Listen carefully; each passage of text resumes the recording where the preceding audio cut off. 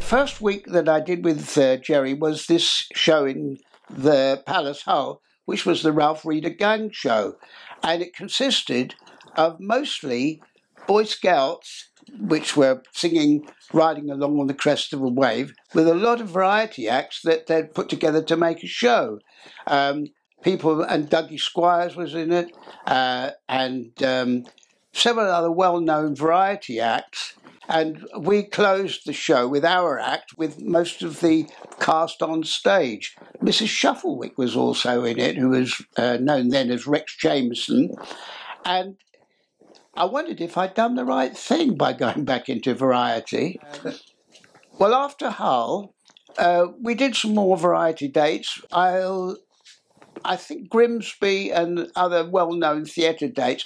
Variety in those days consisted of, if you could do them, the number ones, which was the Moss and Stole, which was all the number one theatres, and then there was the number two theatres, like Chatham and Dewsbury, Kingston Empire. So we would maybe close the first half on the number one theatres, or even close the show and be the headline bill on the number threes. While we were doing variety, we were doing quite a lot of radio work. All the shows that were on BBC Radio at the time, Music While You Work, Variety Playhouse, Variety Bandbox, and slotting those in, or even doing a radio broadcast when we were in the area or in London. We did the summer season at Felixstowe with what was then the Jerry Allen Trio with Les Roy, and a singer called Barry Arnold, who was very well known on the radio. He'd been with Billy Turnant. And also, in addition to doing the Pier Pavilion, we were also doing the Spa Pavilion at Felixstowe on Sundays for Sunday concerts with visiting guest artists. At the end of that summer season, we went back and doing a bit of variety. And I spoke to Jerry, and I said, Jerry, this is the way it's going to go, I think. We're going to be doing more radio, and perhaps, if we're lucky, we get television.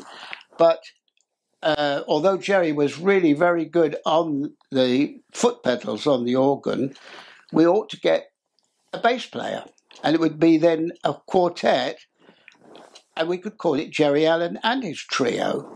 And also, although Les is a very good act on the stage, we need to get a drummer who's very good on the musical side and be able to do sessions and be a performer as well. And I knew a guy who would be excellent for that, which was Lionel Rubin. He'd been with Nat Canella. He was working at the Battersea Festival band there. I think it might have been Sid Seymour. When we were in London, I went to see him and I told him that we were looking for a drummer. And was he interested? And he was. And then Jerry said to me, who are we going to ask the bass player? So I said, well, there are a couple of guys I know. I asked Ken Ingerfield. And then it became Jerry Allen and his trio. We found we could do 4-part harmony singing, which was another asset to being an act. And we were closing the act then by coming off the instruments, coming down the front of the stage in the theatre, and finishing off the act down the front with the pit band. The theatres like this sometimes because they could close what they called the front cloth behind us, and we could finish the act in the front cloth with a pit band, and they could reset.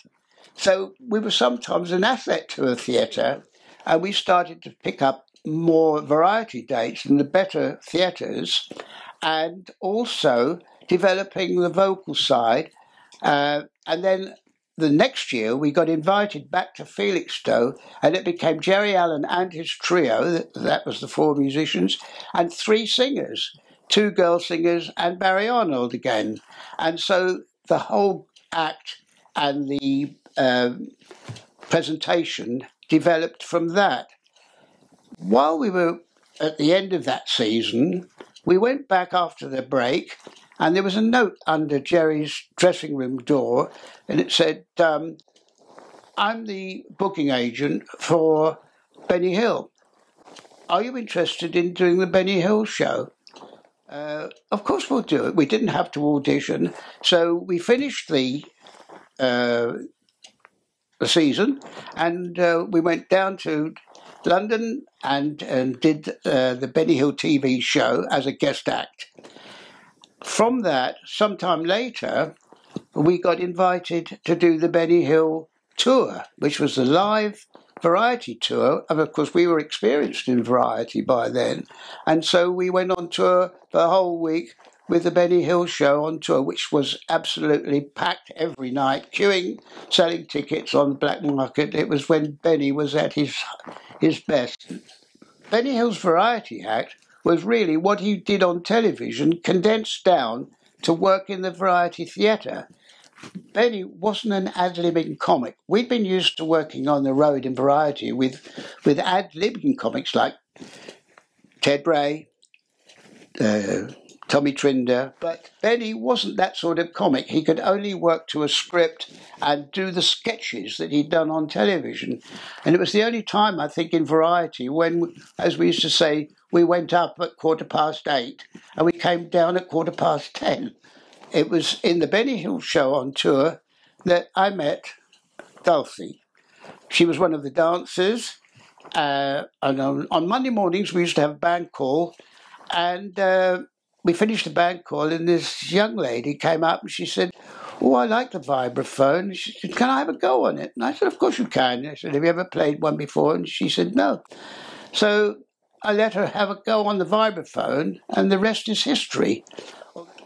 At the end of the Benny Hill tour, we each went our separate ways. And she was writing to me every day. We were meeting in town when paths crossed. And then she asked me to go and meet her family, which I did. And her father, of course, didn't like the idea at all.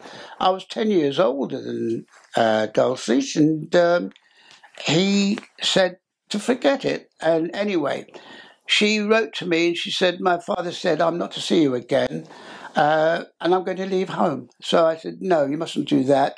I'll come down and meet him and have a chat with him," which I did. And we got on famously. He played the ukulele and sang the old George Formby songs, and we had something in common, and we stayed together. And of course, we were able to work together in shows for the rest of our life. Well, after we went our separate ways, our paths did cross. I went to see her in pantomime when she was in Ipswich. She was playing Fairy in the pantomime. I was still touring with various other theatres all up and down the country. And then Jerry got a summer season, the next summer, offered to us, which was 3 months in Blackpool, in an acro show called The Big Splash. Dulcie tried to get into the show as one of the dancers, but she left it too late to audition. She got a job selling programmes and ice creams in the Derby Baths in Blackpool, and she stayed with me through that season. We were coming up and down to London, and also having great parties in Blackpool because it was the show business capital of the world in the summer. The television toppers were at one theatre, and all the big acts were there. Ken Dodd was on one pier. Mike and Bernie Winters were there, who were great friends of ours. Sid Max Harrison, all the acts that we'd worked with in Variety all went to Blackpool in the summer, so the social life was good as well. The Big Splash was a very big show in Blackpool. We had about 10 dancers, about 12 or 15 or 16 swimmers, 6 or 8 comedy divers, and a couple of speciality acts which worked on a raft in the middle of the Derby Baths. We were built on a stage that overwent half of on the edge of the bath, but our only problem was that the dancers used to pass by me to dive into the water, and all the electrical instruments on the stage were blue flashing as the water came up, and our suits also rotted during the season we were there because of the humidity. Jerry had a van which we took our instruments in, and we used to have to stop on the road, of course, for in the middle of the night. Transport cafes were open, and we often used to meet fellow musicians coming back from gigs. Mick Mulligan and his jazz band with George Melly, and Dave Shepherd and his quintet, Humphrey Littleton, all the jazz groups that were out doing one-nighters would all stop at the few transport cafes that were all-nighters, and sometimes a good time was had by all. With several weeks in Variety at different theatres, we were meeting a lot of very good variety acts. There was an act, Noberti, and all he did, he had a metal tube about 20 inches wide, and he would fold himself into half and get in this tube, and it took about 12 minutes of a build-up to get into the tube, and then walk shuffled off. That was his act. That's all he did.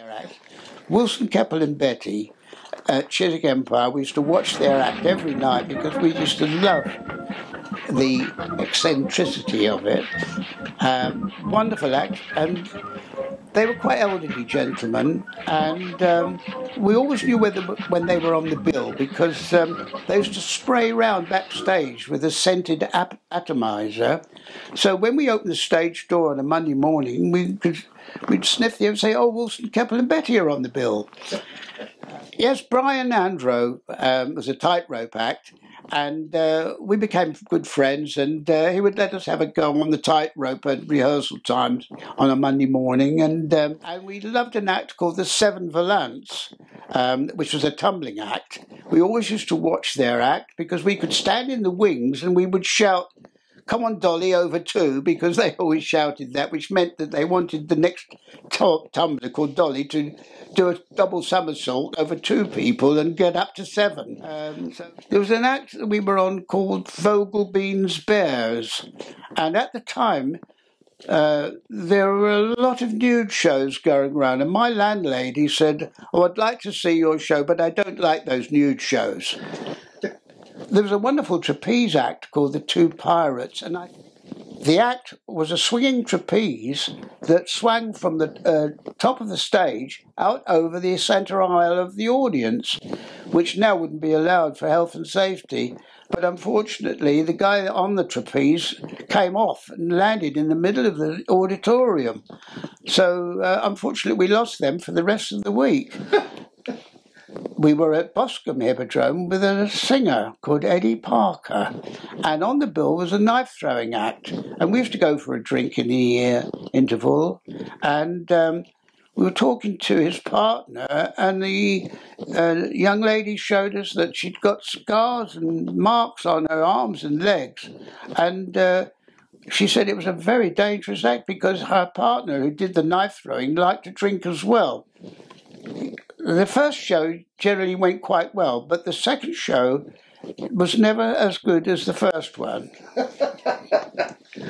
And what about Lita Rosa, top singer with Ted Heath, was often top of the bill, and we were booked for Chatham Empire, and the pit orchestras were generally one of each: 1 trumpet, 1 violin, 1 saxophone, clarinet, 1 drummer and a piano player, usually no bass, and Lita arrived with her Ted Heath arrangements for 8 brass and 5 saxes. she had one listen to the first number on the Monday at band call Monday morning and got on the train back to London. So we had to be top of the bill, but on the so the second top of the bill was a wonderful act called Davis and Lee, and Eddie Lee used to come on juggling 3 balls, and his first line would be, "I'm going to make my balls disappear." And now I'd like to leave you with my latest hit record, and it's called "If I Had to Do It All Over Again, I'd Do It All Over You." And Harry Bailey, who was Irish, would finish with, "If you ever go across the sea to Ireland, don't walk." And another one which comes to mind is, "I can't get over a girl like you. You'll have to get up and make the tea yourself." The cinema managers would let you in to see a film in the afternoons if you went in what we called go in on the Wilkie Bard, Cockney rhyming slang for card, which was your professional card. So we all had cards printed so that we could show that to the box office at a cinema and we get in free. Because we were having trouble with getting good digs, Jerry then decided, in his wisdom, he would get a single-decker bus and convert it with bunks and a little kitchen and enough room to take all the instruments. And the bonus of that was we could offer the girls, the dancing girls, if they wanted to come with us to the next gig in the bus, they could save their rail fare. Yeah. Which was very useful for some of the girls on the Benny Hill show. We broke down once and it was 5 hours waiting to get a new tyre. With nothing to do. That's right. I've got a picture of it as well. At the end of the season at Blackpool, we went straight to Birmingham.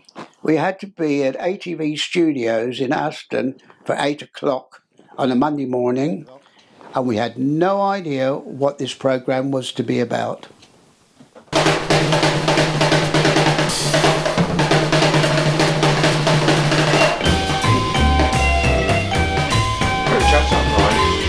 Can I play on your microphone? Yeah.